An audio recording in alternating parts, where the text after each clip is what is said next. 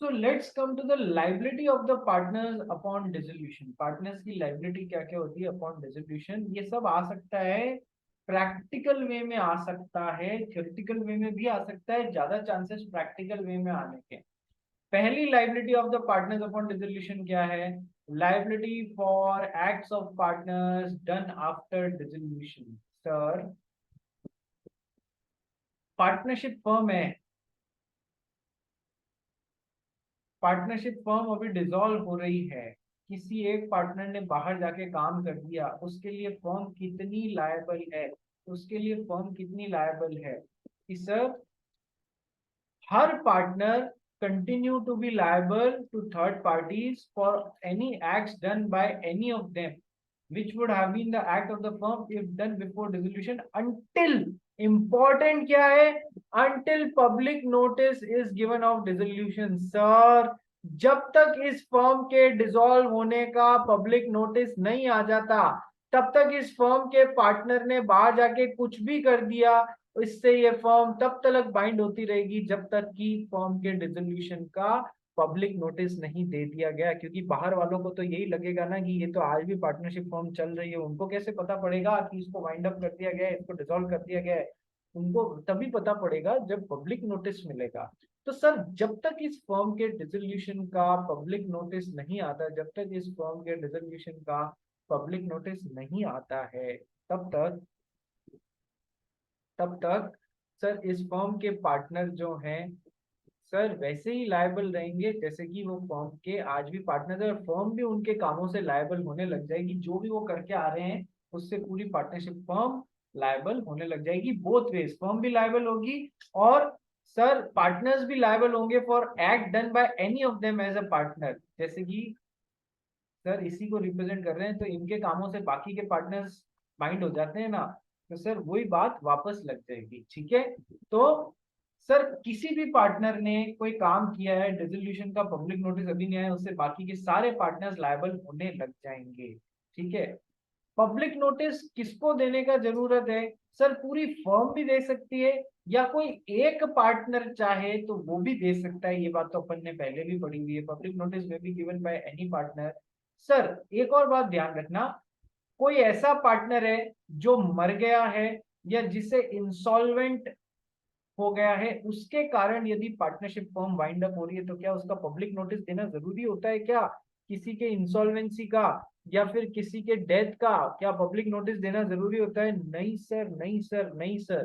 ठीक है, ध्यान रखना। So estate of a partner who dies, who is adjudged insolvent, who retires from the firm and who is not known to the person dealing with the firm to be a partner, that is sleeping partner। इतनी लंबी line में क्या बोला जा रहा है?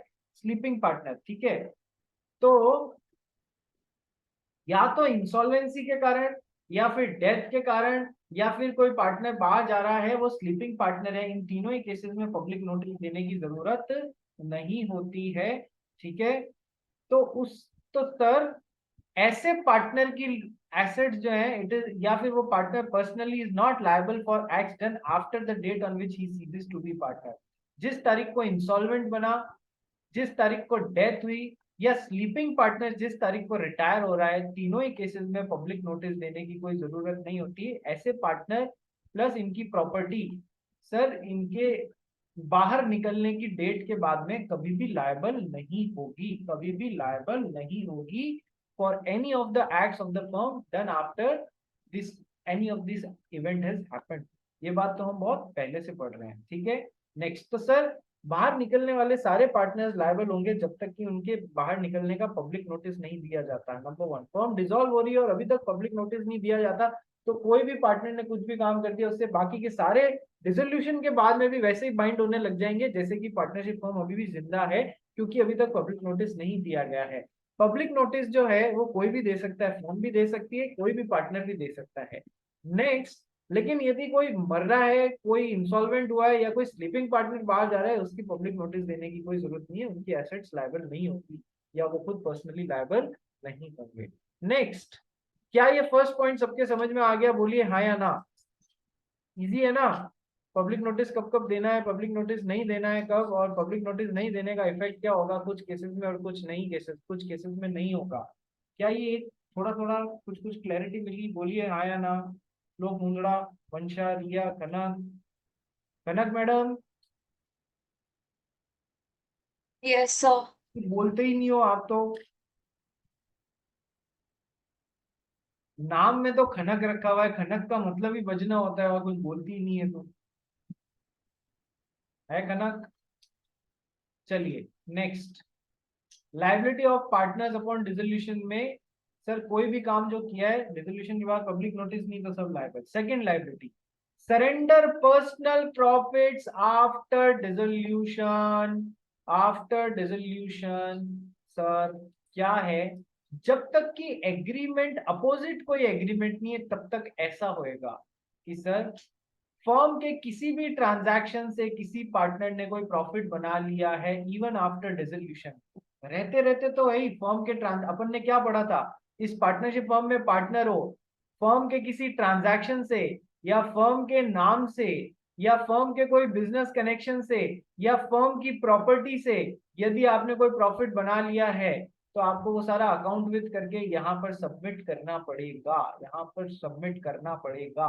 ये तो जीते जी तो है ही है, फर्म जिंदा है तब तक।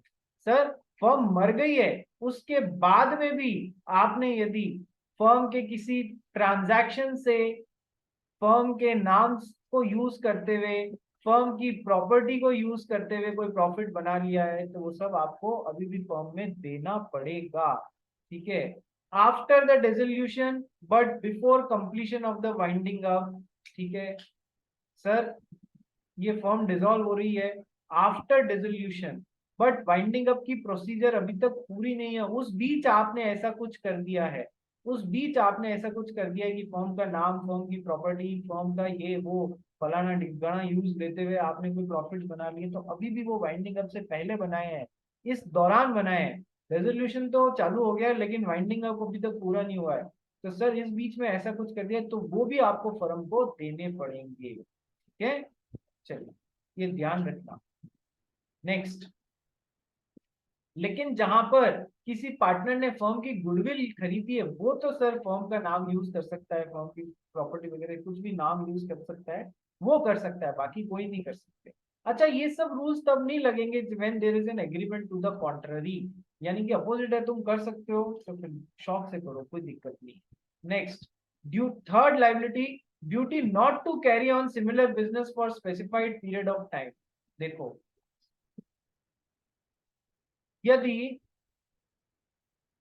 फर्म डिसॉल्व होने का अंदेशा हो गया है, फर्म डिसॉल्व होने का अंदेशा हो गया या फर्म डिसॉल्व हो रही है, दोनों ही केसेस में ठीक है, पार्टनर्स आपस में एक एग्रीमेंट बना सकते हैं कि सर न तो फर्म का नाम कोई यूज करेगा, केवल वो यूज करेगा जिसने फर्म की गुडविल खरीदी है, तब तो किसी को भी यूज नहीं करना है, या फिर फर्म से कॉम्पिटिंग बिजनेस कोई नहीं करेगा, उसमें फिर रीजनेबल रेस्ट्रिक्शंस लगेंगे कि सर रीजनेबल जोग्राफिकल लिमिट और रीजनेबल टाइम पीरियड के अंदर है ना नहीं करना है।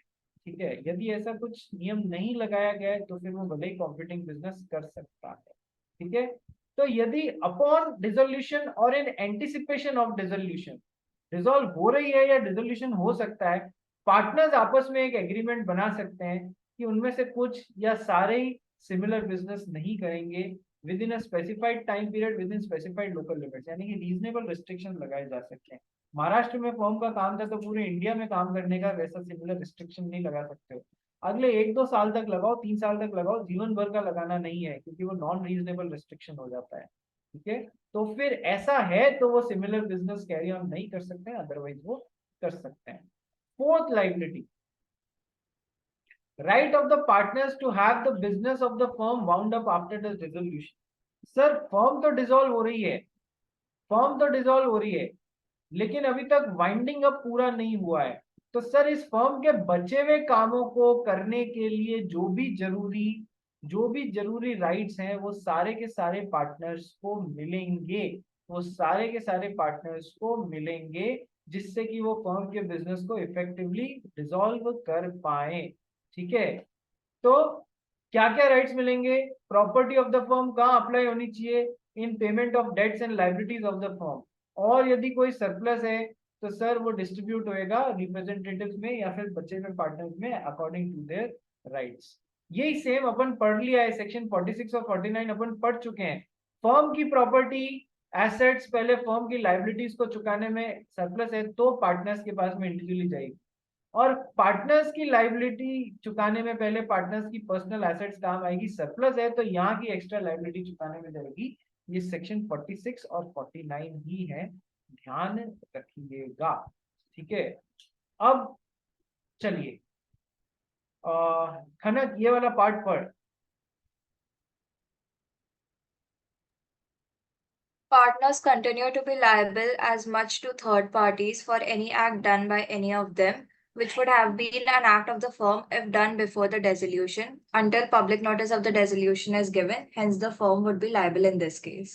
देखो, पार्टनर्स तब तक लायबल रहते हैं जब तक कि डिसोल्यूशन का पब्लिक नोटिस नहीं दिया जाता है। ठीक है, और उनके द्वारा किए गए कामों के लिए फर्म भी लायबल हो जाती है। ठीक है, ये बात ध्यान रखना। इस पे क्वेश्चन आया हुआ है, प्रैक्टिकल क्वेश्चन आया हुआ है। क्या है question? DFA are only partners in a firm. 3 जने बचे हैं फर्म में, उन्होंने सोचा पार्टनरशिप को खत्म कर लेते हैं विद इफेक्ट फ्रॉम 1 अप्रैल 2011। अप्रैल फूल बना रहे हैं। ठीक है, partners do not give a public notice, कोई पब्लिक नोटिस नहीं दिया, पर वैसे ही बिजनेस को कंटिन्यू करते रह गए। अब इस दौरान क्या हुआ? Mister DF&A endorse certain bill of exchange of the partnership to a third party. Bill of exchange जो होता है उसमें एंडोर्स करके दे देते हैं, अच्छा ये हमको मिला हुआ है, ये तुम कलेक्ट कर लेना।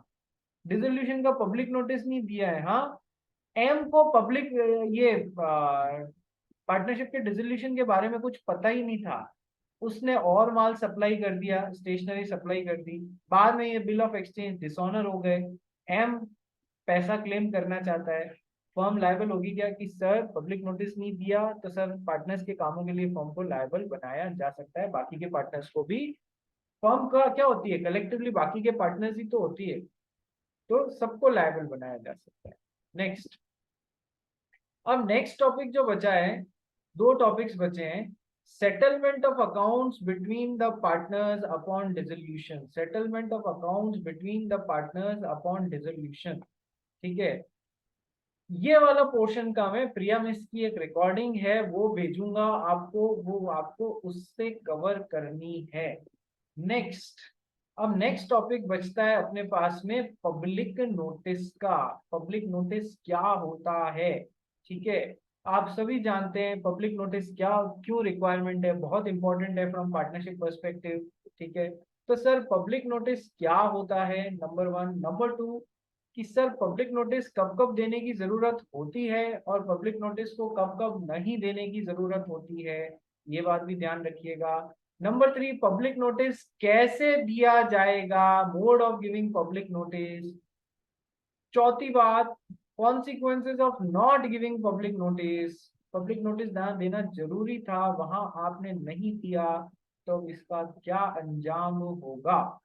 ठीक है, तो पब्लिक नोटिस, पब्लिक नोटिस के ऊपर क्वेश्चन आ सकता है, बहुत टाइम हो गया है full fledged question public notice पे नहीं आया है कि कब कब पब्लिक नोटिस देना जरूरी, पब्लिक नोटिस क्या होता है, कब कब देना जरूरी है, कब नहीं भी देंगे तो भी चल जाएगा, और फुल फ्लेजेड क्वेश्चन है, आ सकता है इस बार, ध्यान रखना। चलिए करते हैं।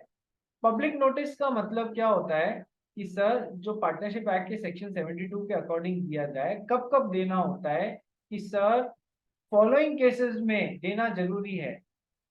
पार्टनर बाहर जा रहा है तो सर रिटायरमेंट पे, एक्सपल्शन पे, पार्टनर को पार्टनर खुद अपनी मर्जी से रिटायर कर रहा है, बाहर जा रहा है, तो सर देना जरूरी है।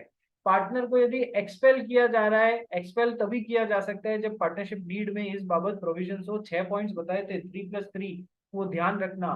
ठीक है, पार्टनर को एक्सपेल किया जा रहा है तो उसका पब्लिक नोटिस देना जरूरी है।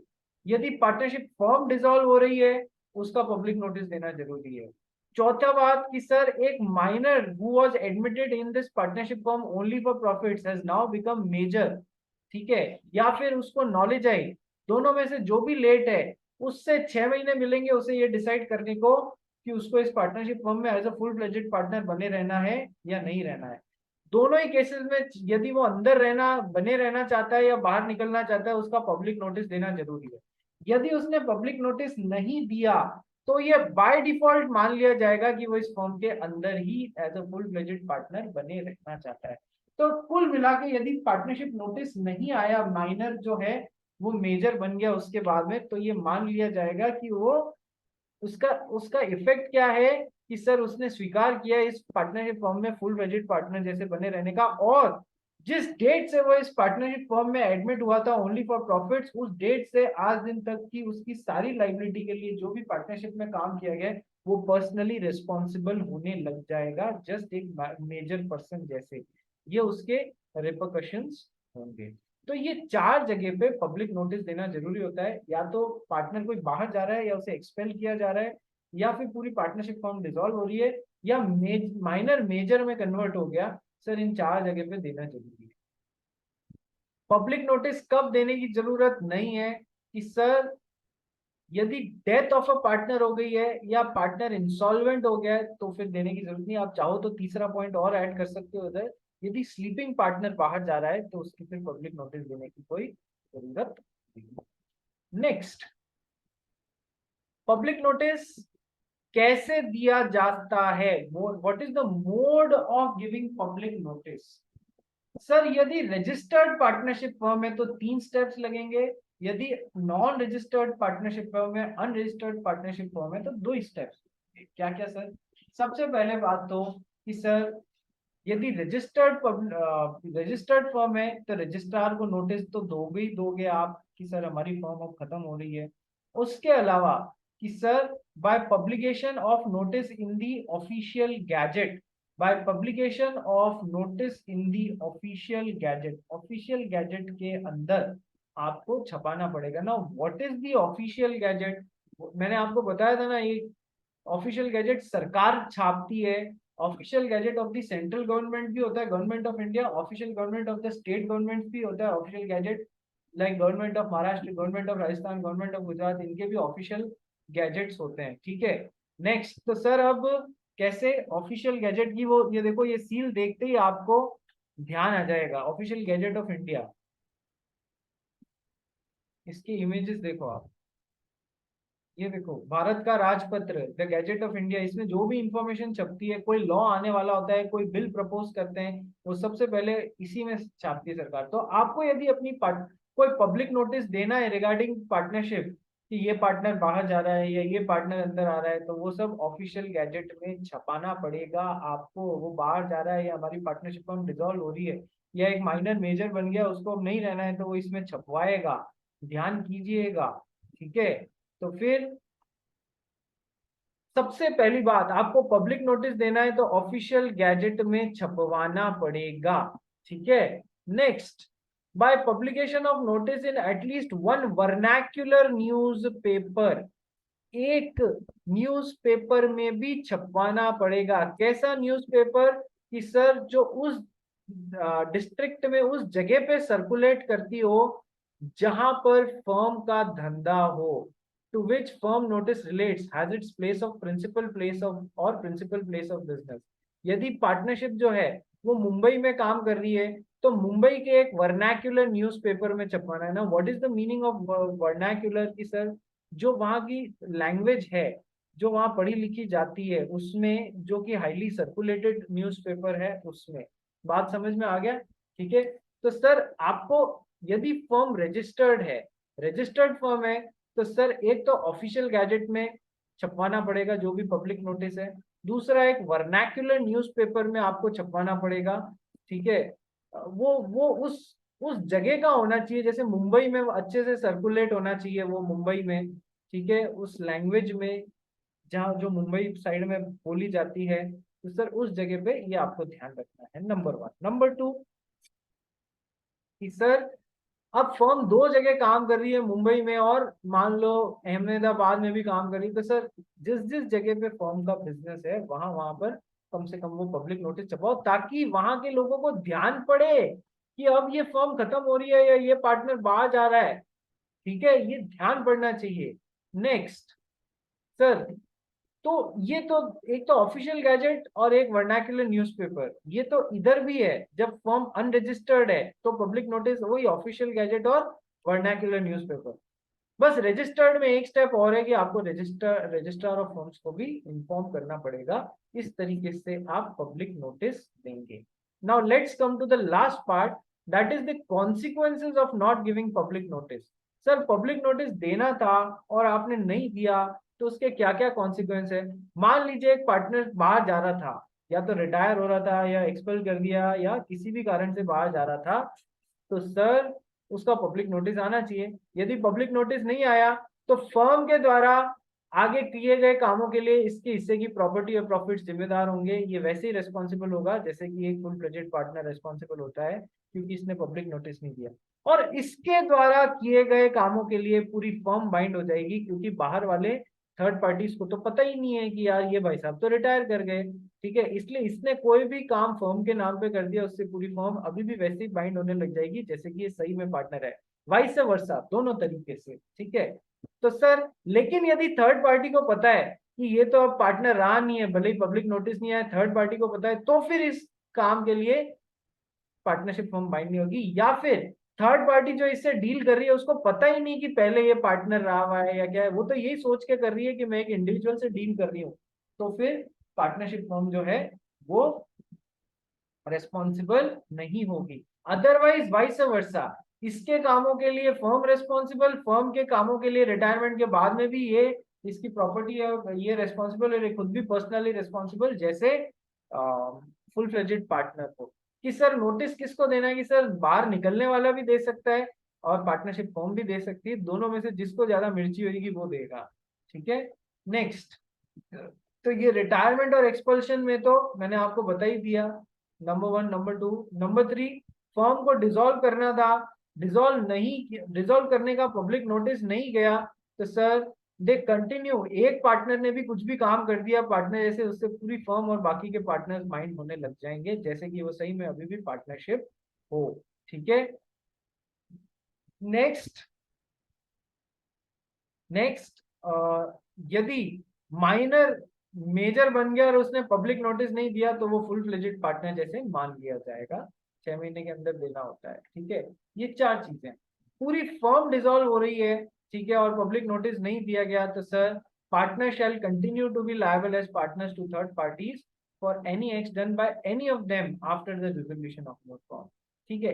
एक बार पब्लिक नोटिस रिजोल्यूशन का चला जाता है, फॉर्म डिसॉल्व हो रही है और उसका पब्लिक नोटिस चला जाता है, तो भी पार्टनर्स के पास में अथॉरिटी होती है दूसरे पार्टनर्स को बाइंड करने की, लेकिन किन किन पर्पसेस के लिए, for winding up the affairs of the firm, firm के अफेयर्स को वाइंड अप करने के लिए भी कुछ काम करने पड़ते हैं, उनसे उसके लिए वो बाकी के पार्टनर्स को बाइंड करने की अथॉरिटी रखते हैं। और दूसरा, completing the unfinished transaction at the time of dissolution of the firm.